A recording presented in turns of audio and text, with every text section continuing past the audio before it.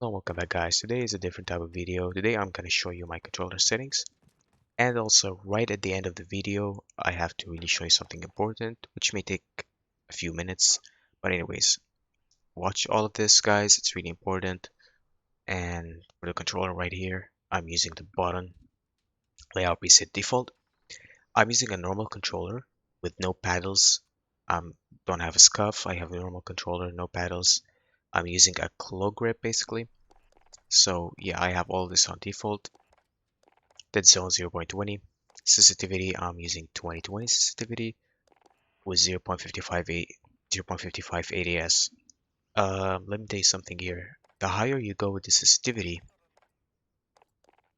the faster your ADS becomes, which means if you go up with the sensitivity, your ADS will become too fast. So what most pro players use is 1 ADS, right? But they also use 6.6 sensitivity or 8.8 or whatever. And look at how it looks like. This is how it looks like. This is how fast it is, right? That's 661, 1 ADS. If I were to go up to 2020 with 1 ADS, it comes too fast. It's like playing on a mouse keyboard, trying to flick around on people, which I don't think fits the controller, really. It doesn't suit it that much. So scale down your ADS. You can use 0.80, 70, whatever. For me, 0.55 is really good. And it's actually pretty much faster than a 6.6 with a 1 ADS. For me, this is really balanced, not too fast, not too slow. Perfect for me. It's up to what you prefer, guys, and up to what you practice with. Like my sensitivity and my settings don't have to be the best. Okay, so it's just to help you if you want to try them out and hope they help.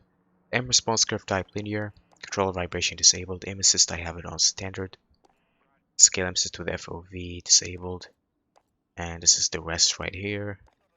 Nothing much to explain. This is also up to your preference. Slide behavior, I have it on hold. Maybe some people play on tap, but that's up to you.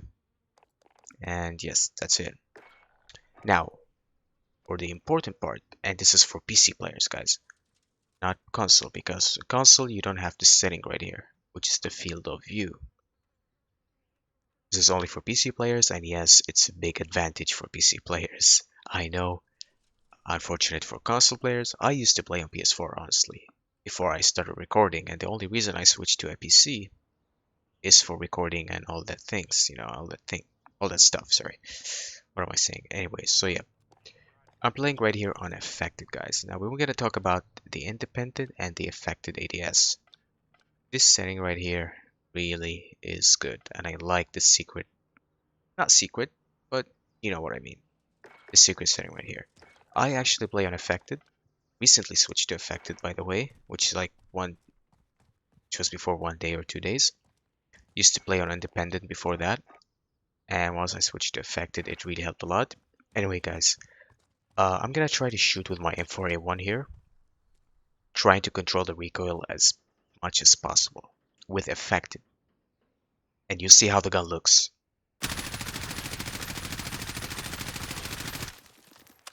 Look at that recoil.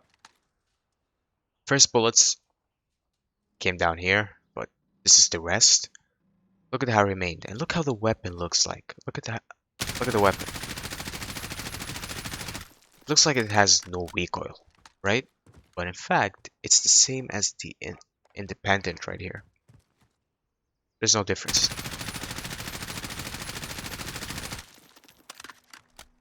Look at this pattern.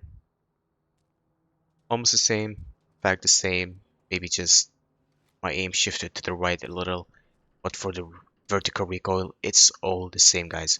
But the reason why I'm liking the affected more is because the affected feels smoother.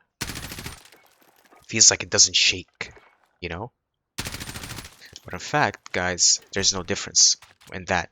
Affected or independent, neither of them improve your recoil or decrease your recoil or whatever. Neither of them does that. Okay, it's just about your preference. But the only difference is when you play on affected, your target look further.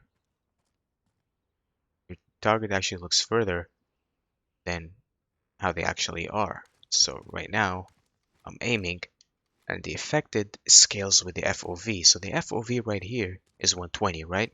The target is pretty far away. The affected scales with the FOV. It remains the same. It doesn't zoom in.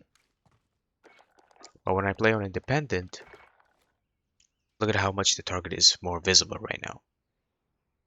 Target is even clearer.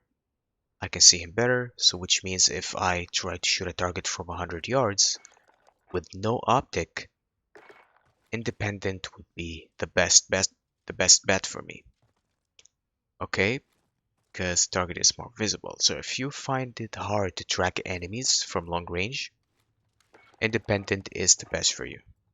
Okay, but if it's fine for you to use affected too, just like that, it doesn't matter. You can track target, it's fine. Then just use affected. For me, I like affected more just because it feels smoother. It feels better. Just that no recoil that I see on the gun makes me feel satisfied, really good. So that's the only reason I play on affected. But independent could help you a lot with long range combats. By the way, unless you're using an optic like a VLK optic or a high zoom optic in general, you can use affected. That's fine. But usually, if you're just using IR sights like the M4A1 or the Grau or whatever, independent might be better for you when it comes to long range combats. I think I mentioned close range a minute ago. I think I mentioned close range, but I meant long range. Yep. Anyways, so this is the only difference between affected and independent, guys. A lot of people will go on YouTube and they're like comment on other YouTube videos and they say, "Oh, affected is way better than independent because it improves your recoil." It doesn't.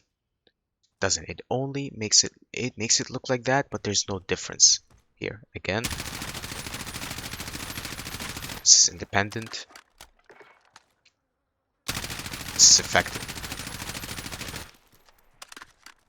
There's literally no difference. Like, they're all the same, guys. It's up to what you prefer, up to your playstyle, all that. So anyway, guys, hope you enjoyed this. Hope it helps too. Drop a like, comment down below, subscribe to the channel, and peace out.